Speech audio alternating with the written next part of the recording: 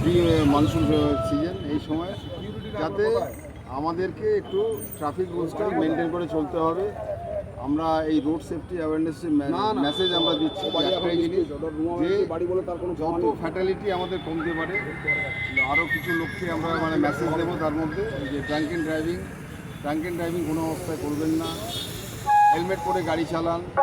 আর তার সাথে আনুষঙ্গিক ট্রাফিক রুলসটাকে আপনাকে ফলো করতে হবে। কানে ফোন দিয়ে গাড়ি চালাবেন না, কোনো অবস্থাতে কানে ফোন দিয়ে গাড়ি চালাবেন না। এর জন্য কিন্তু মেজর অ্যাক্সিডেন্টগুলো হচ্ছে।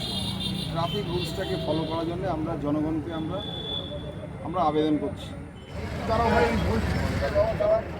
রাস্তার মাঝখানটায় এমন একটি জায়গাকে তারা বেছে নিয়েছেন, এখানে পথচলতি প্রচুর আমরা দেখতে পাচ্ছি। যে সমস্ত মানুষজন তারা ড্রাইভ করছেন, অনেকের মাথায়, অন্ততপক্ষে আমি দেখতে পাচ্ছি 50% মানুষের মাথায় কিন্তু হেলমেট নেই।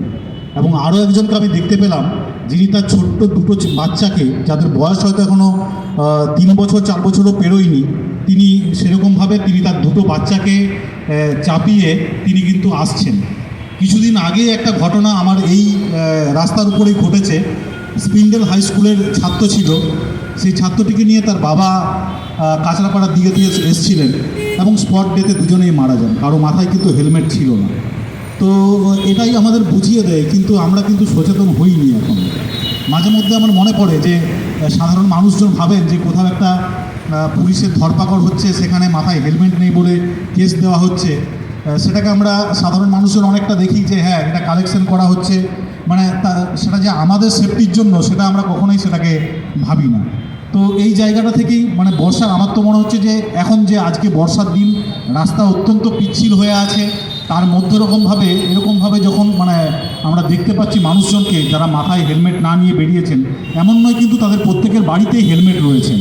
কিন্তু যেটা আমাদের এতক্ষণ পর্যন্ত খুব সুন্দর পারফর্ম করে দেখালেন আমাদের শিল্পীরা, যে একটা তাৎক্ষণিক তাড়াহুড়োর মধ্যে রয়েছি, হেলমেটটা পরলে হয়তো কি হবে, আমি পরছি না, সেই রকম একটা মানসিকতা থেকে আমরা এই ভুলগুলো আমরা করে থাকি। কিন্তু অ্যাক্সিডেন্টে এটা কখন ঘটবে, কার সাথে ঘটবে, নিজের ভুলের জন্য বা অন্যের ভুলের জন্য, সেটা আমাদের কোনোটাই আমাদের নিজের কন্ট্রোলের মধ্যে থাকে না। ফলে এটা আমাদের কিন্তু ভীষণভাবে মনে রাখতে হবে। এটা একটা দুর্ঘটনা ঘটে যাওয়া কিন্তু একটা পরিবারের কাছে, তার পরিবারের কাছে একটা অপূরণীয়। পথ সচেতনতা সপ্তাহের প্রথম দিনে আমরা এইমস থেকে বুদ্ধ পার্ক অব্দি একটা বাইক র্যালি করেছি। তাতে যে সমস্ত যুবকেরা অংশগ্রহণ করেছে তাদের প্রত্যেককে আমার ধন্যবাদ। সঙ্গে শৌক্তিক সংস্থার একটি পথনাটিকা এখানে প্রদর্শিত হলো। ওনারা খুব অল্প সময়ের মধ্যে এটাকে রেডি করেছেন, তার জন্য আমি ওনাদেরকে ধন্যবাদ জানাই। আমাদের ডিএসপি ট্রাফিক সাহেব এখানে আছেন। তো যেটা মূল কথা, সেটা হচ্ছে যে একটা জিনিস আপনারা দেখলেন, বাবাকে বেরিয়ে যাওয়ার সময় মেয়ে হেলমেটটা দিল, তাও ফেরার সময় বাবা হেলমেটটা পরল না, মোটরসাইকেলে ঝুলিয়ে নিয়ে ফেরার পথে দুর্ঘটনা ঘটলো। আমরা অনেক সময় বলে থাকি যে এই সামনেটায় যাবো আর ফিরে আসবো, অ্যাক্সিডেন্ট কখন হবে আপনি বলতে পারবেন না। সেই জন্য সবাই হেলমেট পরুন এবং বন্ধু বান্ধব, পাড়ার লোক, প্রতিবেশী, নিজের আত্মীয় স্বজন সবাইকে বলুন বাইক চালানোর সময় যেন হেলমেট পরে। হেলমেটটা যদি থাকে তাহলে 100% অ্যাক্সিডেন্টের ক্ষেত্রে 90% মানুষের প্রাণটা বাঁচে। হেলমেট না থাকলে কিন্তু আপনার মৃত্যুর সম্ভাবনা অনেক বেশি হয়ে যায়। সেই জন্য আমাদের মেন যেটা উদ্দেশ্য, সেটা হচ্ছে যে সবাই হেলমেট পরুন।